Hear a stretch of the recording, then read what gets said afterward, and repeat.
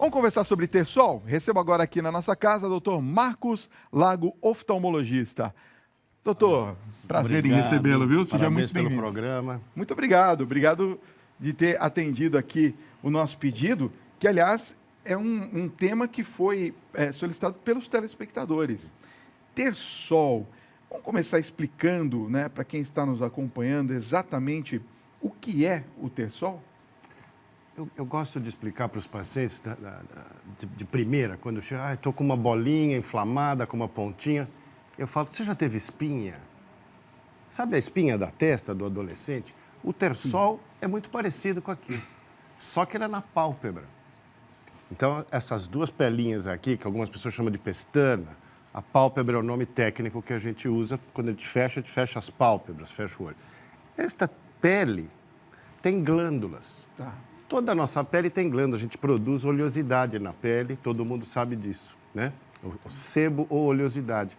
E, às vezes, essa glândula ela tem um local de saída da oleosidade e, às vezes, é tampado por um processo inflamatório, por um processo de excesso de oleosidade.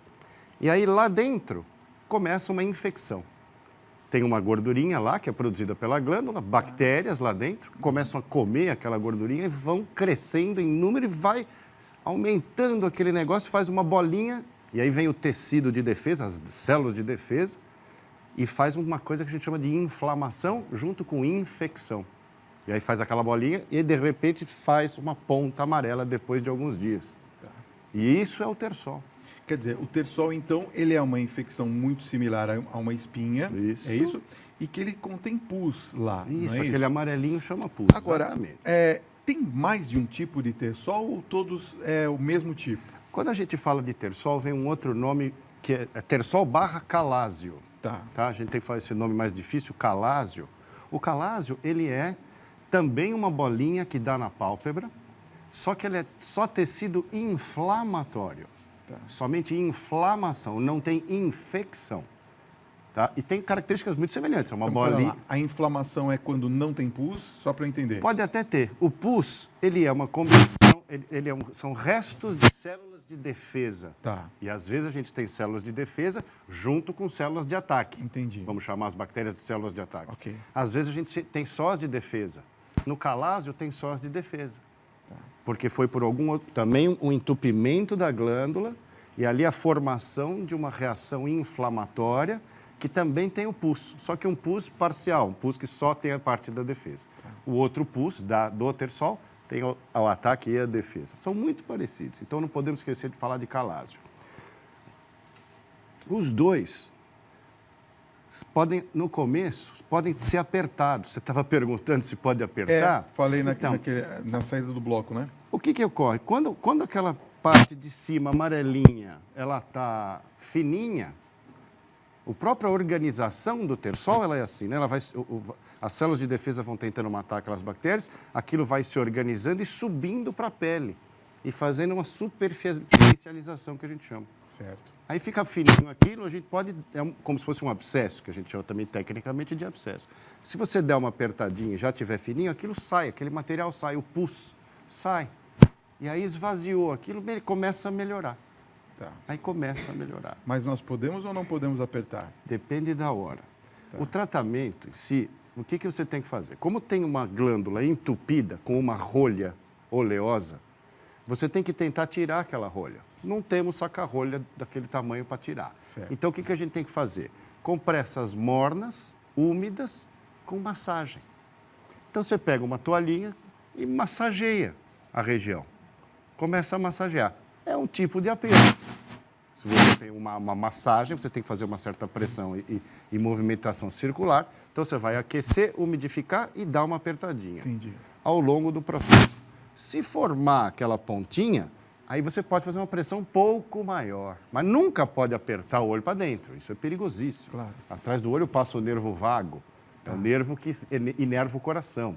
Se você aperta o olho com muita força dos dois lados, o coração para. Olha É um só. pouco perigoso até. Entendi. Isso é um método de tortura, inclusive, né? Tá.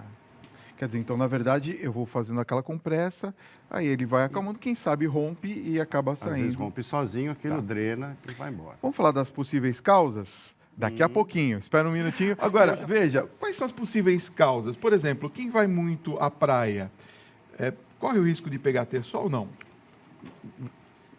O terçol é o entupimento de uma glândula. Né? Uma glândula é um saquinho que tem para dentro da pele que produz oleosidade. Tá? Para proteção. Por que a gente produz óleo? Para a gente não ressecar. Entendi. Né? Os peixes ficam dentro d'água, eles não precisam de produção de oleosidade. Os animais que vivem fora d'água, eles precisam de alguma proteção contra a desidratação. Certo. Porque nós temos de 50% a 60%, 70% de água no nosso corpo. E a gente tem que ter uma maneira de evitar que essa água desapareça de nós, senão a gente morre. Uma das maneiras é que a nossa pele, ela não é uma pele totalmente permeável. Quer dizer, quando a gente toma chuva, a gente não encharca igual roupa, né? Mas, por outro lado, a gente sua. Todo mundo já teve sudorese na testa, sudorese no corpo. Sim. Por aumento de calor, a água sai de nós e vai embora. Tá? Como que a gente se protege para não perder muita água? Quando você está num ambiente de temperatura muito alta, que você vai perder água, o que sua pele faz? Essas glândulas produzem óleo, porque o óleo ele funciona como um impermeabilizante da pele. Entendi. Para a gente ter menor perda de água. Então, como você falou, né? Ele foi para a praia, calor, o sol direto, esquenta muito, a pele tem que se proteger de alguma maneira, ela produz oleosidade.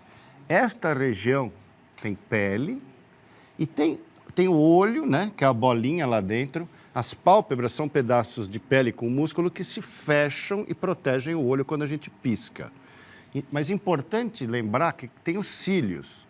Então, nós temos uma borda como na mesa aqui tem essa borda. Então, nós temos uma borda de pele, temos os cílios e uma borda aqui em cima que a gente chama de conjuntiva, da conjuntivite. Então, tem uma parte que chama conjuntiva.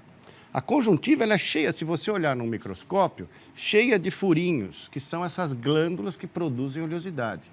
Nós temos a pele é legal, mas a pele é seca, então ela precisa de pouca oleosidade para se proteger. Nós temos um pedaço de nós que é úmido e fica aberto o tempo inteiro para o meio seco. Quem é? O olho, o próprio. O olho ele é lacrimoso, ele é úmido. Então, nós temos o tempo inteiro... E como é que a gente consegue ficar o tempo inteiro de olho aberto? Não dá, né? A gente tem que piscar. Mas a gente não fica piscando sem parar. A gente tem um ritmo de piscamento que dá para a gente manter o contato visual com a câmera, com você, com o outro. Por quê? Porque a lágrima tem 3 componentes. Água, muco e óleo. Entendi. Essas glândulas que tem aqui, elas produzem óleo. Se a gente está num ambiente que o olho está sendo ressecado a mais, a gente vai ter que produzir oleosidade a mais. Essa oleosidade excessiva pode funcionar como rolha. E tampar a glândula e começar o terçol. No caso do ar-condicionado também, então perfeito. Seca, né? Todos os ambientes atmosféricos de ar que ressecarem o nosso olho vão aumentar a probabilidade de formar uma rolha oleosa e tampar uma dessas glândulas. Então, o calor, o frio seco, o calor seco, né? Ar-condicionado, como você falou, o ar-condicionado faz o quê? Ele resfria e resseca o ar. Né? O ar-condicionado ele tira muita umidade do ar e esfria. Então, a gente tem essa mucosa exposta que sofre. E existem doenças, isso falando de dia a dia, mas a gente pode falar de uma doença chamada blefarite. Bléfaros em grego quer dizer pálpebra. Ite quer dizer inflamação. Então, blefarite é uma inflamação da pálpebra. O tecido, onde tem esse encontro que eu falei, que tem os cílios, um pedaço de pele, um pedaço de mucosa, essa região é muito propensa a ter inflamação, essa inflamação chamada blefarite, e essa inflamação aumenta mais ainda a produção de oleosidade, levando a entupimento dessas glândulas à formação dos terçóis e dos calados. Quando a gente passa o protetor solar, geralmente a gente não passa na região dos olhos. Eu posso passar o protetor solar mais próximo do olho aqui? Não. Nessa parte de baixo? Não posso passar? Por quê? Vamos observar o que a natureza fez com a gente. Ela fez esse osso mais fora do que o olho, né? O olho está aqui para dentro. Então, nós temos esse osso que está para fora, nós temos esse osso que está para fora. Isso aqui é a órbita, a gente chama de órbita do olho. Tá. Esses ossos são mais para fora do olho. Então, respeitar, toda vez que vai passar um creme, protetor solar principalmente, você tem que respeitar o limite da órbita. Entendi. Da órbita para fora. Por quê? Porque aquilo é extremamente irritante para a córnea. Ah, entendi. E aí você pode machucar a córnea. A córnea é esse pedaço transparente, o vidro do relógio do olho, né? Que está na frente do colorido. O protetor solar, ele faz uma doença chamada ceratite. Ceratus córnea, ite, inflamação, uma inflamação da córnea. Então, protetor solar aqui não. Tem produtos especiais para proteção aqui, mas que não é o protetor solar comum. Queria falar um pouquinho sobre a questão das idades, né? Onde a gente mais tem Intersol. Podemos? Claro. Daqui a pouquinho. Doutor, os adolescentes são os que mais têm esse tipo de acometimento ou não tem uma idade específica para se ter a maior quantidade de relatos? Tem que fazer alguns raciocínios. No Brasil, interessantemente, o pessoal tem um estudo mostrando que no Brasil nós temos uma incidência maior de Tersol do que a média do resto do mundo. Olha só. Eu acredito que por causa de migração, né, nós temos um clima que não é adequado à pele das pessoas que moram por aqui. Tá. Alguma coisa assim. Mas vamos falar de adolescente. Adolescente, qual é a grande diferença do adolescente para a criança e para o adulto? Ele está sendo transformado de criança para adulto. Com o quê? Com hormônios em altíssima quantidade. Quando aumenta os hormônios da linhagem masculina, tanto nos homens quanto nas mulheres, que homens e mulheres têm testosterona e dihidroepiandrosterona, são o DHA. São dois hormônios da linhagem masculina muito importantes. O que acontece quando aumenta esses hormônios na adolescência? Aumenta a oleosidade da pele. Aumenta a oleosidade da pele, faz mais rolha nas glândulazinhas da pálpebra, e aí a chance de você ter Tersol aumenta. Por isso que a gente fala que o adolescente é mais, porque ele tem mais hormônio, mais oleosidade.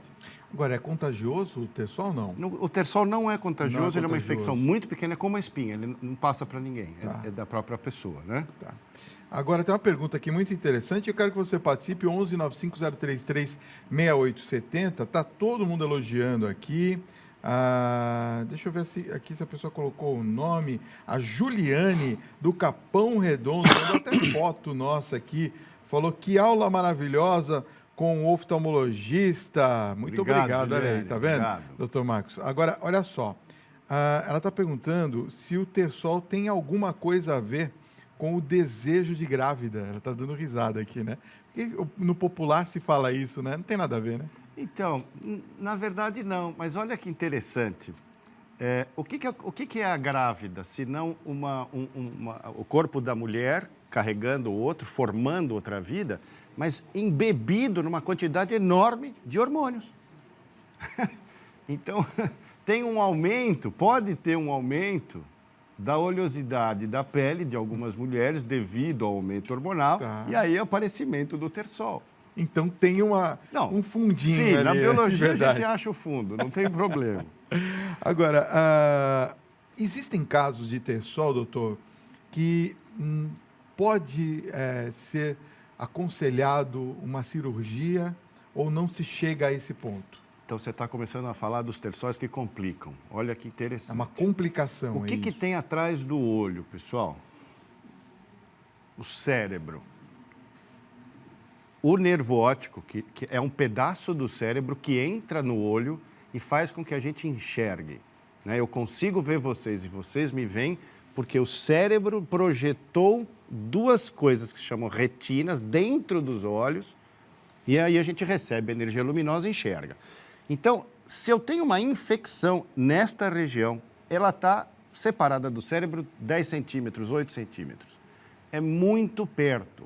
Abscesso cerebral ou infecção cerebral é algo mortal, é extremamente perigoso. Poxa. Alguns tersóis podem se transformar numa infecção da pálpebra toda, que a gente chama de celulite orbitária. Não é a celulite daquela roupa Da lá. roupa. Aquela celulite é uma gordura. Essa celulite é uma infecção grave que pode dar aqui nessa região da órbita e ela pode passar para trás do olho e ir para o cérebro. E isso pode começar com um tersol.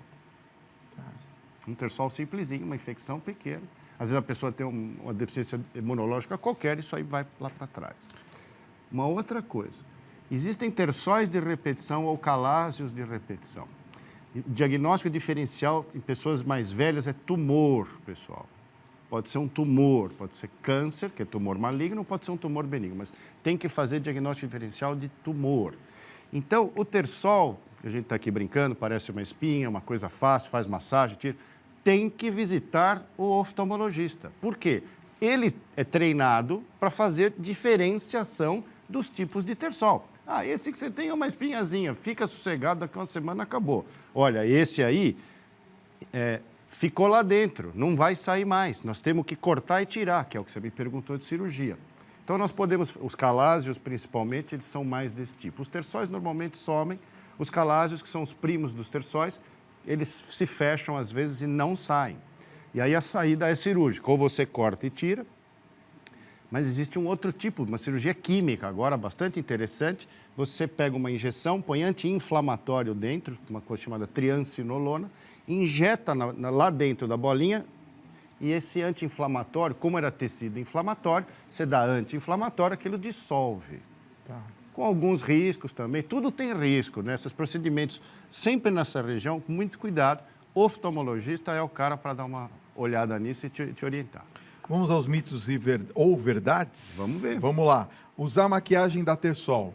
Então, usar maquiagem, se você usar a maquiagem e tampar a glândula, funciona como aquela rolha oleosa que a gente tem falado desde o início. Tá. Pode ocorrer.